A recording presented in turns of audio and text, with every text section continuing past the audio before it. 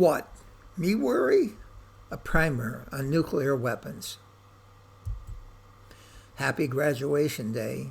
Guaranteed career, family, wealth. What could go wrong? Someone on the wrong side of the road? Visiting the wrong city at the wrong time? Or a maniac decides you have to be eliminated? One can never tell when the wolf will be at your door. One day, Chicken Little may be right about the sky falling. Relax. They dropped only 2 bombs 75 years ago, and not one since. Deterrence works. Don't sweat it. Have you even thought about any of this in the last 20 years? Linus says, learning to ignore things is one of the great paths to inner peace. Unquestioning, virtually reflexive, bipartisan support for military spending. We're in good shape. Our current president and each of the last 2 agree we're going to keep up in the arms race. Since 2015, we've begun a plan to spend more than $1 trillion over the next 10 years to modernize our nuclear arsenal, our delivery systems, and our production facilities. As frosting on the weapons cake, we will increase pit production by 40%. They caution, we have other problems to solve. Global warming, racism, environmental pollution, economic disparity. Granted, they're all real and each requires concerted, immediate action, but none of them can end all life overnight. Hey, are you trying to scare me? It ain't going to happen. If it was going to happen, it would have happened by now. It ain't going to happen. Tell that to Beirut. In 2013, somebody stored 2,700 tons of ammonium nitrate alongside fireworks, fuses, and oily rags in a hot urban warehouse. It didn't explode the first day, nor the second day, nor the third. 6 years later, after numerous warnings every year by security officers, engineers, city officials, the chemicals did what comes naturally, killed more than 200 and injured more than 6,000. Could it be we've fallen asleep to the dangers lurking in our nuclear weapons? A waiting game with annihilation, but for much longer and for absolutely the highest possible stakes. Consider, our bombers with modernized missiles continue to circle the Arctic daily, and our missile-equipped submarines still roam beneath the waves, and our prairie silos still shelter ICBMs, all on hair-trigger alert. Russia puts theirs on roving trucks, so they're harder to target. Same as the Chinese. Of course, each of us must have the latest darling of the technical age, hypersonic cruise missiles, which can sneak up on enemy cities, leaving them with even less time to defend themselves. How did we get into this paradox of ensuring our safety by ensuring their vulnerability? We spend huge amounts of our tax dollars and reap only a vague sense of security. On August 2nd, 1939, Leo Szilard and other émigré scientists from the fascist countries urged Einstein to send a letter to President Roosevelt telling him how a dangerous new bomb technology was on the horizon. He should begin research to split uranium atoms and warn him Germany might already be ahead in this quest, since it had recently forbidden any purchases of uranium from its captured Czechoslovakia. Within a month's time, Hitler's Wehrmacht invaded Poland. Despite recognized and commonly accepted moral principles forbidding attacks on civilian populations, bombing cities by air was an essential element of World War II.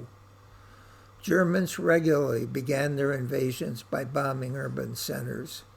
England held back a while, but on September 9, 1940, gave in to the clamor for revenge and adopted similar tactics against German cities for the balance of the war.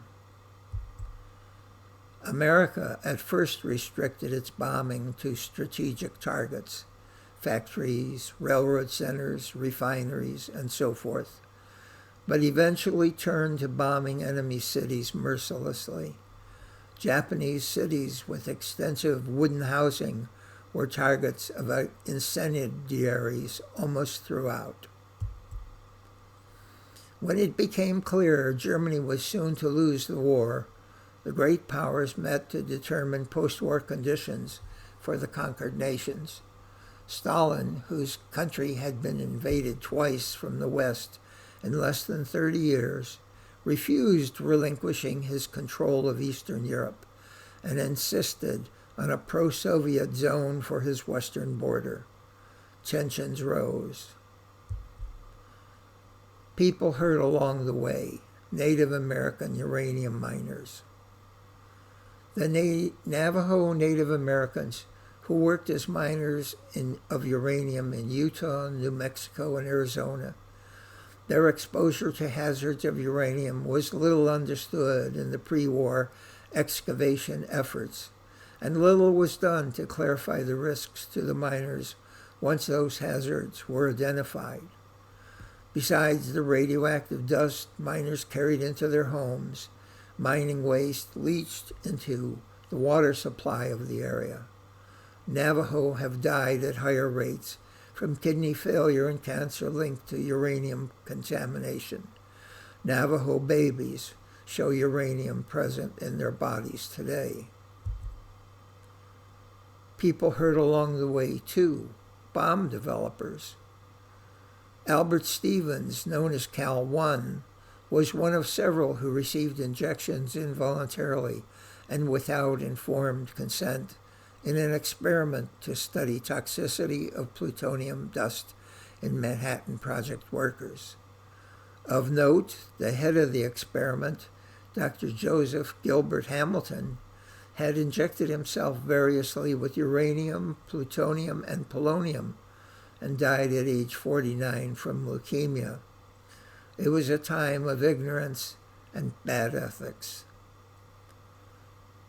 Daghlian and Slotin were exposed to high radiation in different instances from the same plutonium core, then termed the demon core. It was subsequently melted down and mixed to make other cores.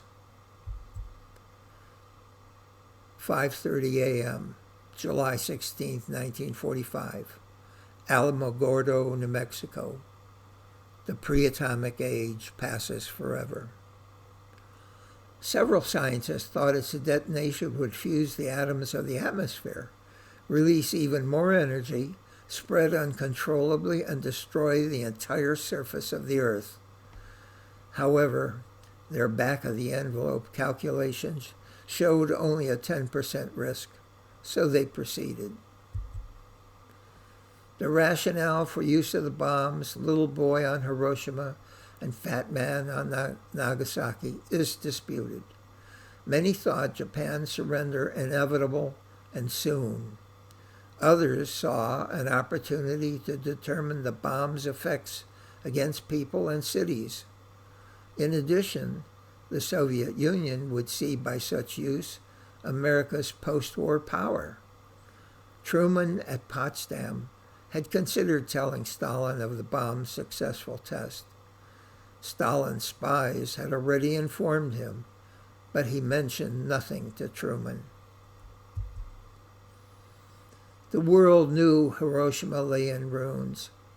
Whatever doubt was erased when the International Committee of the Red Cross investigated 3 weeks after the bombing and telegraphed for immediate massive medical supplies and reported many who appeared to be recovering died mysteriously. At that time, few knew about radiation illness. Some left the Manhattan Project regretting what they had helped create. Such was Joseph Rotblat, who became a tireless opponent of the new bombs. Many of the scientists thought the U.S. would never use the bombs on people. They participated solely to keep Hitler from getting it first and threatening the West. By the time the bomb was ready, Hitler was dead and Germany had surrendered. But the ultimate defeat of Japan was thought to depend on an invasion that could cost 1 million or more American lives. Vaporized, charred, crushed, and irradiated. Easily 250,000 dead in 2 cities. While it may seem insultingly trivial to equate those purposely slaughtered with those who died by accident or unintentionally, remember the United States could have arranged a bomb demonstration. Fear of a fizzle committed the U.S. to actual needless killing. People hurt along the way 3 residents of Hiroshima and Nagasaki. Alex Wellerstein analyzed Truman's papers and suggested when Truman authorized bombing Hiroshima, he was thinking Hiroshima was a barracks of Japanese soldiers rather than a city. The bombing of Nagasaki was more a matter of bureaucratic momentum than presidential decision. When Truman finally learned thousands of children had been killed, he ordered the atomic bombing to stop. Later, he ruled against the bomb over the Berlin blockade and removed MacArthur rather than follow his advice to use the bomb on the Chinese at the Yalu River. In a strange quirk of fate, 4 American B-29s used to bomb Japan encountered difficulty and sought safety by landing in what was then neutral Soviet Vladivostok. One crashed. Stalin kept the planes and made rivet-for-rivet copies of the surviving 3 for the day when his spies and scientists developed their bomb. It was a case of reverse engineering par excellence. The new United Nations recognized the desperate need to control atomic power and weapons. With their first resolution on January 24, 1946, the General Assembly voted approval for a commission of the Security Council to ensure elimination of atomic weapons. Nonetheless, the United States, rather than acquiesce to world opinion, instead proceeded to refine its new technology so as to be more reliable, smaller in size, and greater in power. The 4 tests shown here took place at the Pacific Proving Ground, otherwise known as the Marshall Islands. People hurt along the way 4 Marshallese Islanders. The Marshall Islands became a U.S. protectorate with the parceling out of the Pacific properties following the defeat of the Japanese Empire. Thousands of miles from continental U.S. territory, the islands were a perfect spot to test and develop the new bomb technology. Isolated, distant, with relatively small, docile populations who did not look like us and who lived fairly simple lives, were amenable to being relocated, as the American military explained, for the good of all mankind. 67 tests dropped significant amounts of fallout. Many were taken into the U.S. Their islands became a dumping ground even for contaminated soil from the American Southwest. They suffer today with contaminated bodies, residences, and food. The U.S. monopoly of atomic weapons didn't last long. Those Tupolev Tu-4s, the ersatz B-29s that Stalin had copied years earlier, now had bombs to drop on Americans. Stolen American bombs dropped by stolen American airplanes. The irony was not lost on a newly terrified people.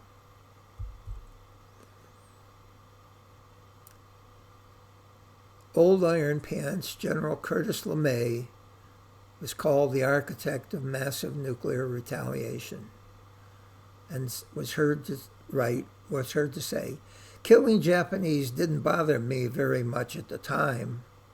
I suppose if I had lost the war, I would have been tried as a war criminal." LeMay thought the bomb wasn't necessary, as he was doing as satisfactory a job of destroying cities in Japan with incendiaries as he had over Germany. As head of the newly formed Air Force, LeMay's bomb everything approach was the governing tactic after World War II.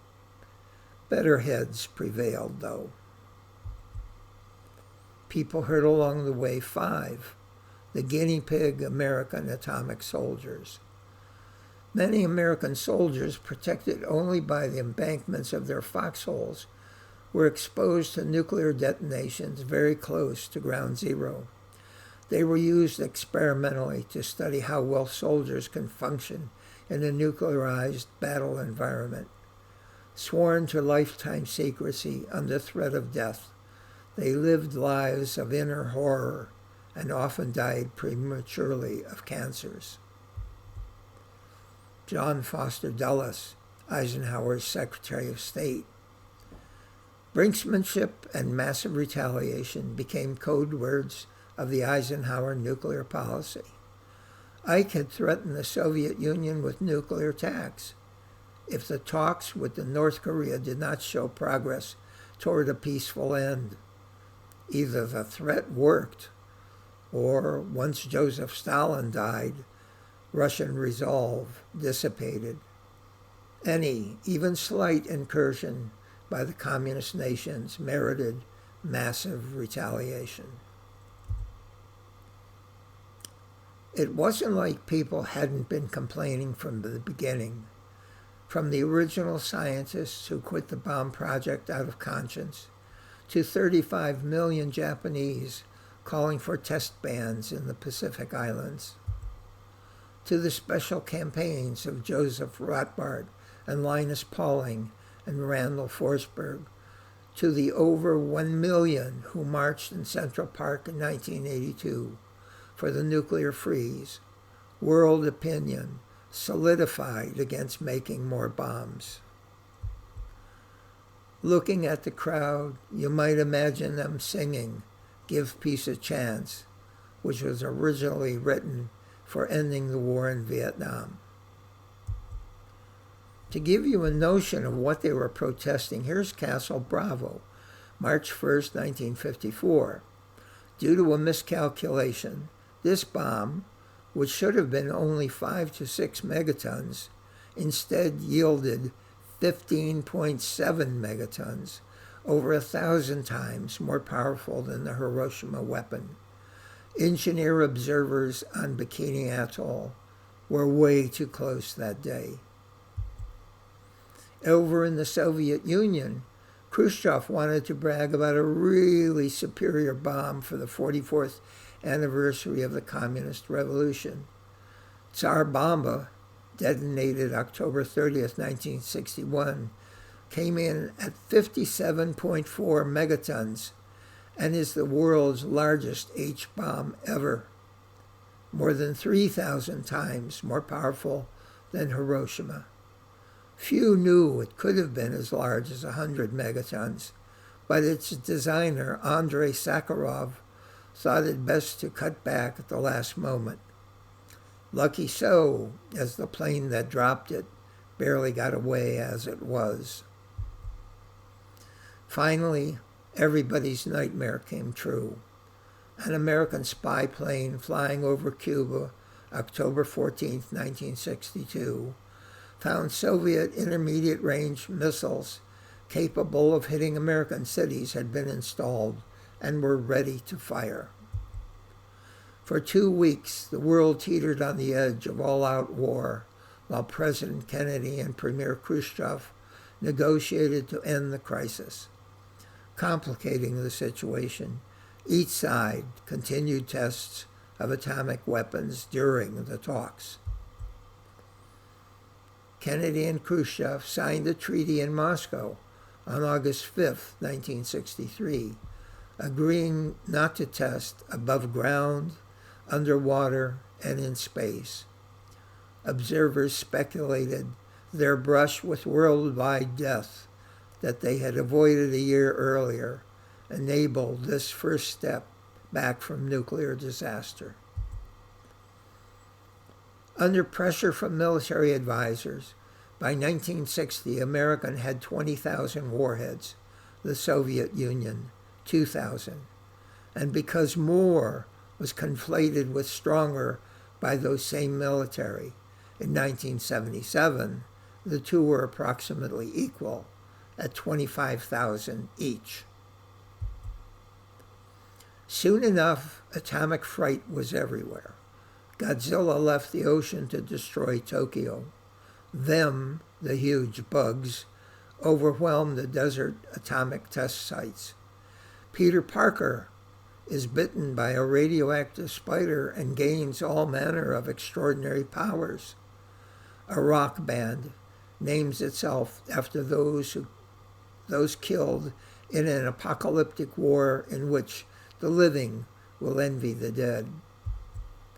You couldn't get away from it. Las Vegas cutie with a mushroom modesty panel.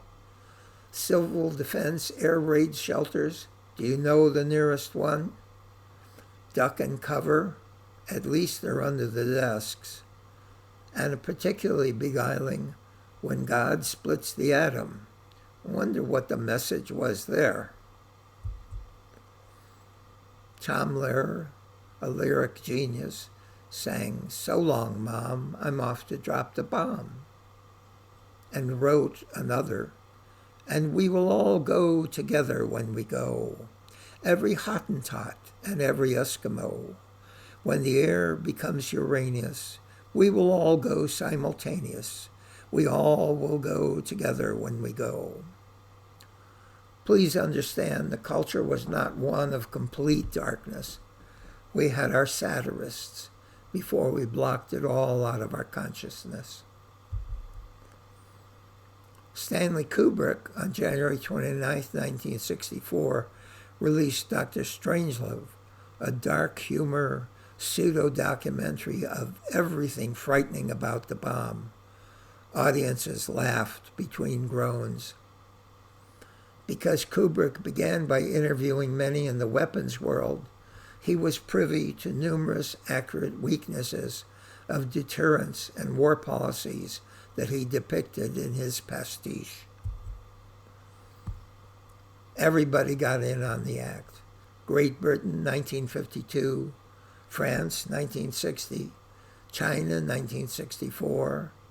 Israel and South Africa were rumored to have set off bomb in 1966, India and Pakistan in 1998, and North Korea in 2006. The agreements are listed here simply to show that there were efforts that took place to restrain testing and arms development. But for the average Joe on the bus, these documents failed to change the atmosphere of suspicion and looming destruction. For example, the Threshold Test Ban Treaty. Parties agreed not to test bombs over 150 kilotons. This seems small only when compared to megaton bombs. Actually, this would allow tests of bombs 10 times the size of the Hiroshima bomb. The real motive for reductions was the runaway cost of warhead maintenance. Who really needed bombs enough to ruin the world 20 times over when ruining it 10 times over appeared adequate? Except for the Non-Proliferation Treaty, countries other than the two superpowers were generally not involved. But the last listed, the UN Treaty on the Prohibition of Nuclear Weapons, known as the TPNW, is unique in that so far it has been ratified only by non-nuclear nations. The U.S. sent a letter advising signatories to withdraw their support. Do arms reduction treaties work? Well, because of official secrecy, weapons counts are somewhat speculative. But from a high of over 71,000 of all nuclear weapons, the U.S. and Russia have reduced the overall total to fewer than 12,000. For actual weapons deployed, that is, ready to fire, the speculative total at the maximum decreased from over 71,000 to as few as 3,400 today. Please note, 3,400 weapons is more than enough to destroy all the life on the earth. Sometimes only art can convey fears that the conscious mind cannot tolerate. Unlike the numerous portrayals of post-atomic dystopian futures, Barefoot Jen did not hold back revealing the horrors of the day the bomb dropped. Likewise, the day after, a film shown on ABC TV nationwide for Thanksgiving week, November 20th, 1983, did not skimp on exploring America's fear of a possible nuclear conflict. It had the largest audience for years after, and is often cited as a mind-altering experience for the hawkish Reagan. This scene conveys seeing through bodies to bones at the nuclear flash. The first BBC TV entry into the subject of nuclear war in 1966 was called The War Game, a 40-minute black and white drama documentary staged with the ordinary citizens of Kent. It dealt honestly with the known societal disruptions expected from a total nuclear exchange: wholesale slaughter, madness, breakdown of law, order, and communications. The BBC execs ruled it too horrific to broadcast at that time. It was shown on television years later. Threads was frighteningly similar, but added the specter of nuclear winter. Reagan entered the presidency inclined to make war, but met with Gorbachev as the Soviet Union was severely challenged by diminishing revenues and military setbacks in Afghanistan. Signing the Intermediate Range Nuclear Forces Treaty in 1987, the two grew closer. They could have achieved total nuclear disarmament had Reagan been willing to back down on his Star Wars anti-ballistic missile defense. Soviet republics grew more rebellious as the Union itself was collapsing. In East Germany, the infamous wall, erected in 1961, was torn down in 1989 and signaled the coming downfall of the Soviet Empire. Gorbachev resigned December 25, 1991, as the Soviet Union evaporated. Boris Yeltsin assumed the presidency of Russia.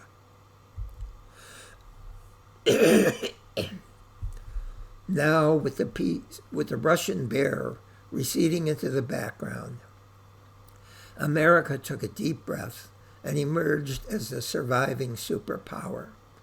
There would be peace and glorious days ahead, and reduced defense budgets. Not so fast, my pumpkin, as the emergence of al-Qaeda, militant discontents of the Middle East, soon proved. Hoping to drive al-Qaeda and Osama bin Laden from their haven in Taliban-dominated Afghanistan, the United States invaded and quickly learned why that country is called the graveyard of empires. Quieting the rancor in Afghanistan for a moment, the U.S. then invaded Iraq, ostensibly to eliminate a threat of Saddam Hussein using secretly developed nuclear, gas, or other weapons of mass destruction. Members of the Bush II government, recognized as authors of a policy called the New American Century, advocated control of Iraq with its vast oil reserves as the first step in bringing democracy to the Middle East. They would welcome us with open arms, they said. The new arms race has been brewing for years, advancing now as new technologies emerge. ICBMs can be detected earlier, but they're still hard to hit and damage. Boost glide missiles fly much lower. They're fast, but not as fast as ICBMs. Their advantage is to reduce detection time, to minimize defensive efforts or opportunities to launch second strikes. Scramjet cruise missiles also shave detection times and can take avoidance measures to ensure a strike. What if we went an entirely different way and abolished nuclear weapons? The 4 benefits of abolishing nuclear weapons. Ending arms saves dollars, rubles, and yuan. 2, free scientists and engineers for peaceful projects. Here are more researchers, teachers, students, doctors, or engineers working on better batteries, cures for cancer, microbes to consume plastics in our ocean, and the like. 3, the elimination of debilitating fears among nations. Wouldn't it be great to have a drink with your former enemy? 4, future resolution of disputes without fighting. And finally, we jaw about our disagreements instead of wasting our citizens' blood on wars.